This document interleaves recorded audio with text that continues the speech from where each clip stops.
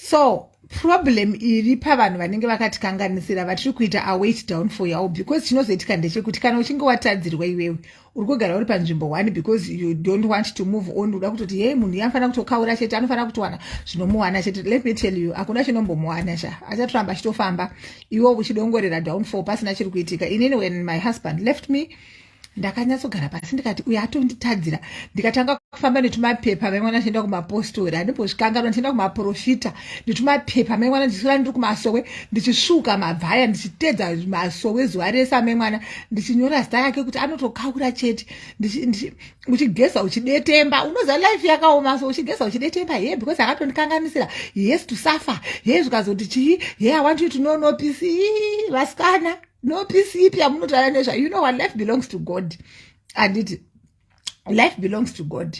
It's not like every time when you wish someone bad, then you want to tell and thanks Joy and ladies for your prayers, my excessive bleeding stopped. Sure. So we thank God. And okay, I was reading comments. Florence Chauruka, and it's true, Sisi Joy. Sometimes people say, "I want to pay $100 kasina basa." Icho kwadi mama, munotanzi ndipe $100 zisina basa. Iwo manacho na hauna. Saka zvinonetsa manje, you don't do that when you are asking for money from other people. Unofana kunzwisisa. So okay, let me go back to the topic. Topic yanasi ndeyekuti most of the times, most women, we are not going far. Why? Because nevanhu vatakabatirira vatiri kudongorera kuti vanofana kutofeila because vakatikanganisira. Life is not an African movie yekuti unofunga kuti munhu akakutadzira anofana kuenda kunotambura, munhu akakukanganisira dzimwe nguva zvisikuvafambira. Zvakaipira ndechekuti mumwe anotokutadzira ka and they don't feel it, because zvakafanana nekuti ndambopa example makuseni yekuti nzara inorwadza, handiti inonzwika, yakasiyana nekuve munhu ari stupid kaunti a fool does not know that they are a fool. Munhu ari stupid, they don't know that they are stupid, and vanoramba kuchiita zvinhu izvozvo because they think as the norm. So even for as long as you keep on holding on to that person, unogona kutokaura ndiwe because ndiwe une kukutarisira kuti vachagadzisa pasingakwanise kugadzirisika, yet you are in one position, one place, waiting for them to fall.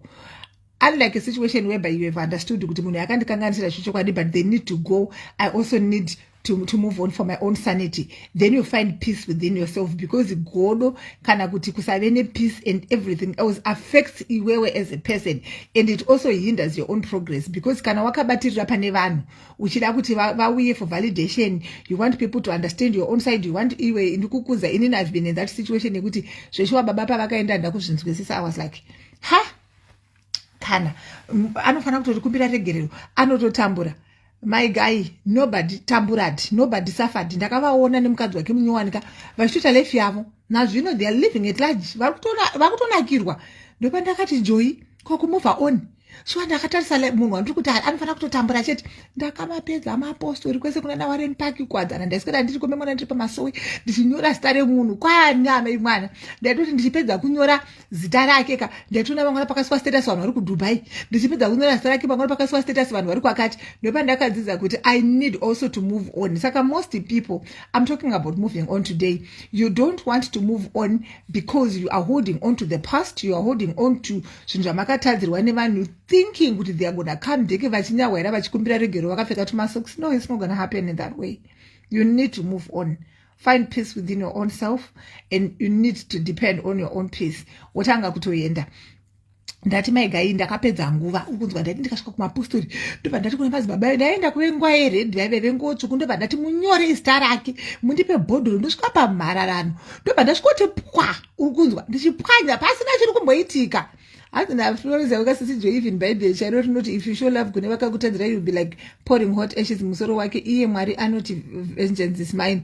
Also if you forgive others, God will forgive us. Thank you so much Mani, this means a lot. Ndikukudzai mama, inini pandakasiiwa ka mama ndine bitterness, moziai kuti ndaita phone yake, ndaitisa phone everyday, ndichenda pama WhatsApp, ndichenda kuInstagram kwake, ndichitaisa kuti ari kuitei. Ndopandakazoona ndikati mama, I am dwelling on the wrong stuff, because munhu uyu ari kutomova and ari kutoenda. Ndakaona nhamo nekunyora pamagaka, kunyora zita rake pazvinhu zvemanga mama, ndainyora zita pamachira, ndichitakura mashetsi emunhu, masocks ndichienda nazvo ndichi ndakazogara pasi ndikati Mama, I've literally done everything that I was supposed to do in my power. But nothing is changing. Julie, my guy, how are you? I see you. Nothing is literally changing. I should also move on. So most people, we are there hanging in because my guy, life belongs to God. You need to forgive everyone wakasangana naye mulife ka wobva waregedza kuve bitter because chinoitika ukasaregerera vanhu ucharamba uri bitter and unoramba wakadongorera uri kunzwa ndainyora mazita pamazaya memwana unoziva kuti zaya ari panyika here wakambotakura zaya mukombi uchienda naro uchinzwi nanzi ukasvika kumbonofanira kusvikoripwanyira musoro mako because you are believing in this rubbish and thinking kuti zvenanzi hey munhu achatambura ndiani anotambura ndiani anotambura shamwari life yavo iri kutoenderera mberi ndopandakaziva kuti no, I also need to move on with my own life because literally if I'm here ndikaramba ndakagara panapa hapana chichaitika nekuti ndini ndiri kutambudzika everyday ndiri kuiswa mukaka mubhodhi mangu ndiri kuita zvakawanda zvinhu zvandiri kuitiswa. So guys, munofanira kunzwisisa kuti pane zvinhu zvinenge zvakaramba handiti zvaunazonzwa kuti izvi zvakaramba and zvaramba kudaro I also need to move on because zvechokwadi vanhu vazhinji hatisi kukwanisa kugara and inini ndakazoita nguva yekuti ndaipedza bai mwana nguva yangu yese ndichienda kuhama dzake ndichienda kunotsanangura. Wakamboenda kunotsanangura hey inini hasiri akatonditadzisa hasiri handisiri ndakamutadzira mufunge ndiakatonditadzira because I wanted validation from people who were not even valid. Urukunzwa ndikukudza zai munoriziya here. So most of the times we waste time. Ndifunga kuti ndakapedza mwedzi mingani ndichigara mumasowe kumwe kwandai unoudzwa zvinhu zvekunyepa ndichiparidzirwa zvinhu zvekunyepa mai mwana kumasowe vakada kukuitisa vanokuitisa ndakaitiswa because unopedzera wakutoroya unenge wakamuroika diki because there is so much to do. Watakura tumazai mukomba mai mwana zvakawanda handiti vanhu vazhinji hanzi nauni is a pity many people are entangled in exactly what you are saying vanhu tozviita zvimwari nekuda kuti revenge. I'm telling you, so there's no need for you to revenge because nguva yatiri kupedza tiri kuda kurevenge we are literally wasting our time. The same as in families, there are so many people vari mumafamilies ekuti there's a lot that has happened along the way and unogona kunzi ndiwe munhu akashata but the moment you try to explain your own side watoshata. Saka zvimwe zvachona regedzai zvakadaro. If people have gone, if you think people have wronged you in any way, you need to understand that there is what is called forgiveness, and forgiveness is not for us. I see yedu yekuti hanzi ndofana kutomukaurisa just forgive and you go. Azvimbonetsi because pamwe pachona zvinenge zvakanzi naMwari handizvo hazvisiri izvo but isusu tinoramba takada kubatirira and we are expecting kuti izvoni vanhu vachatambura. Awa uri kufunga kuti achatambura ndiani? Ini ndakavatarisa baba mwana ndikaona ndikati ende zvaitange zvine mweya wetsvina pandinenge ndapiwa matombo ayaye ndichisvika kumbaka ndachiona pakaiswa status nyowani pandinenge ndanyora zita riya riya kumasowe ndaona vatone zvimwe zvinhu zvinyowani. Then I was like guys, is this gonna work out for real? Ndoti madzibaba ndavaona vaisa status zvonzi aiwa ndo magumazvo atavazovaone paka ndo magumazvo iwayo kana kangoma kakuririsa kanobvaruka ndobva ndaita hope ndobva ndaita I think mangwana achandifonera. I was literally living in the past, but the past was not waiting for me. The past was going the parallel. I was going the other side, the opposite direction with my past. Uyu aitofamba nedirection yake achitoenda ini ndaitofamba ndichienda kwandiri kuenda. So most women, we are living in the past. We are seeking validation from people who are not even we are not even valid. We literally living life yedu takasungirira zvinhu zvatiri kufunga kuti maybe zvinhu izvi zvinogona kuita but zvinenge zvakatodhakwa. You understand? So nhasi ndanyasoti ndinyasotaura nyaya iyi because vanhu vazhinji tiri kupedza nguva tichiconcentrate nelife yevamwe vakatikanganisira kunyanya takadongorera. So tiri kwavari tichivadongorera kuti anofanira kutokaura chete unotoona mangwana aiwa chatochaya atoti pane imwe nzvimbo watodai so mangwana chatochaya ari pane imwe nzvimbo. So you need to let our pain go. We need to let people go kuti zvisaningirikini. Ini ndikukudza ndati tikafunda pazobani vandachimasi baba makatowani ningirikini murume wangu anodzoka wani ndatovaona vani vari paningirikini vari paairport nemunhu wake zvonzi ndomagumazve iwayo muchaona pavari kuenda ikoko havadzoki vese zvakanaka. Ndadzokera mangwana ndechimushinjira ndasvika ndanyorerwa futi kugeza uchidete pazvinhu zvisina kana nebasa. Anditi. So please guys, you know what, you don't need to go through all that, because sometimes you are tikuzvitambudza nezvinhu zvisina basa. Kazhinji kachiona, if you're failing to move on, ndiwe uri kuzvitambudza, ndiwe usiri bho, ndiwe uri kuzvirwadzisa, because pain yacho inongoramba ichidzoka. So ndikukutaurira, I don't say so much to do. So most times we want people to understand where we are coming from, and we're expecting them to fail because this is what we've been taught. My guy, life doesn't work in that way.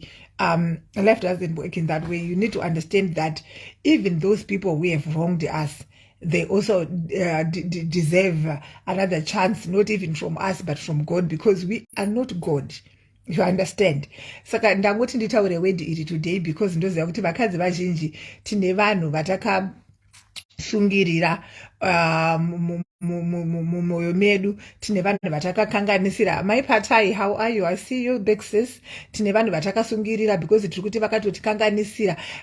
Vanofana kutokaura vagodini, havakaure shamwari. Life hausiriwo muridzi wemwari welife. Mwari ndiwo muridzi welife. Saka sometimes ngati anzi makadzi fadza vanokuitisa ilo. So sometimes we need to understand that vengeance is for God, not us, as Mama said, Mama Florence Chaurura. Thank you so much, Mom. Also, most of the times I'm following Mama Simon's and everything. I'm also learning a lot. I did joinda kambororwa pachifo iwe 11 years ndiripo. I'm telling you.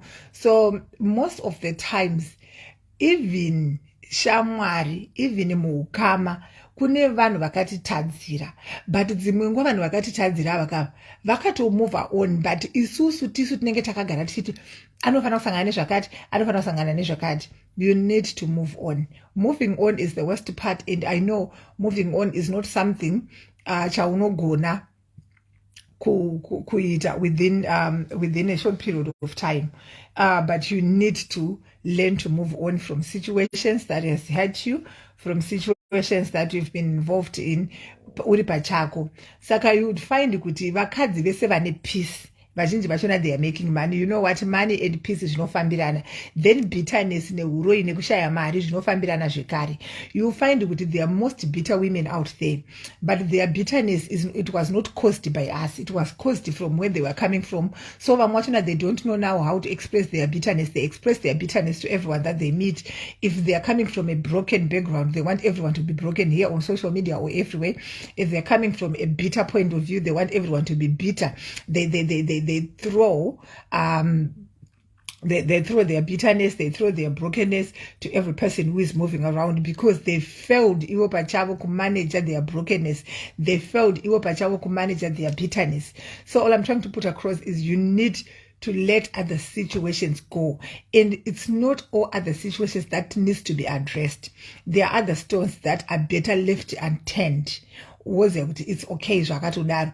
Kune mumwe munhu kuti nyangwe mumusha chaimo anoda kuaddressa each and everything that happens every day. Thereby, it's my birthday, Joy. Happy birthday, my love. Sorry. So aida kuaddressa everything chinenge chaitika mumusha kana pai. Chinozoitika ndechekuti anokanganisa vamwe vanhu vanga vakazvigarira. Why? Because they want to unveil sleeping dogs. Sometimes you need to let sleeping dogs lie, then you move on. Usina validation. Problem iripo ndeyekuti tinotoda chete kuti vanhu vatonzwisisa. Pane nguva dzekuti sometimes nyangwe uri ndiwe watadzirwa, you need to keep quiet. Inini I used to be one particular person, very stupid. Ndaikuti ndikakanganisirwa mai mwanaka, ndaida kutsanangura, ndaida kuti munhu satozviziva kana muri mugroup rekumba. I would make sure kuti ndine the last say. Kana muri kupi ndaida kuti make sure kuti vanhu vatonzwa kuti Joyika hasiri akatadzirwa. But pane nguva yandakazogara pasi ndikaona kuti even if vanhu kana vakatokuvenga, rega ndikudze chimwe chinhu one, mungave mugroup rekumba, people have got what they believe about you. So kunyangwe, okay, mina ndikutanga ndabloka baba. Okay, sorry. Yeah. So kunyangwe anditika uri paunenge uri uchida kutaya kuda kuzvijustifya, People who hate you will never understand you, even when you are trying to justify yourself. You know what will happen? Your words will be used against you because already they don't believe in you, they hate you. So there are times when you don't need all that validation, when you just need to do with yourself. So Anzi Yellow says that's very true. Forgiveness is not for the other people, but forgiveness is for you so that you can move on. Yes, very true. So you will see when you are bitter, mari ne bitterness hazvienderani. Mari ne bitterness hazvienderani. Ndochokwadi mari bitterness ine mweya wainayo inokonzera mweya wekudzokera kumashure. Bitterness inokukonzera zvinhu zvakawanda. So you need to heal from your being bitter. And it's not one's duty to come and tell you that you need to heal, but you need to work on yourself. Iwewe pachako. Saka uchaona kuti the moment yaunotadza kuita bitter, wakuziya zvinhu zvauri kuda, then you start moving well. Vakadzi vari bitter vanokonzeresa zvinhu zvakawanda mulife because already they are broken, handiti. So vari broken, vari bitter kudaro. They are ready to attack everyone that comes their way. So even if munhu ari kuuya nechokwadi, munhu ari kuuya mune zvakanaka, even shamwari dziri kuuya mune zvakanaka, dziri kutamba no zvakanaka, they don't understand